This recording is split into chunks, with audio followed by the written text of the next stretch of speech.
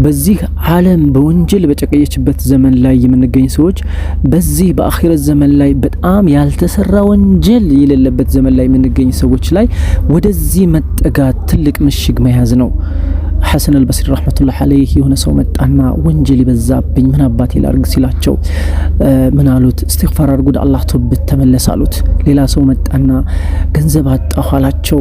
ወደ አላህ ተውበት ተመለስ እስትግፋር አድርጋሉት። ሌላ ሰው መጥቶ ልጅ አጣሁ አላቸው። ወደ አላህ ተውበት እስትግፋር አድርጋሉት። ሌላ ሰው መጥቶ ዝናብ ጠፋ ድርቅ ሊገለን ነው ሲላቸው ወደ አላህ ተውበት አሉት። አንድ እሳቸው ጋር ያለ ሰው ለሁሉም አንድ አይነት መልስ ሰጣቸው። ሳይ ሐሰን አላቸው እኔ እኮ አይደለሁም አሉ ሐሰን አልበስሪ ረህመቱላህ ዐለይሂ እኔ አይደለሁም አላህ ነው። فقلت استغفروا ربكم إنه كان غفارا يرسل السماء عليكم مدرارا ويمددكم بالأموال والبنين ويجعل لكم جنات ويجعل لكم أنهارا الله ያለውኩ እንደዚህ ነው።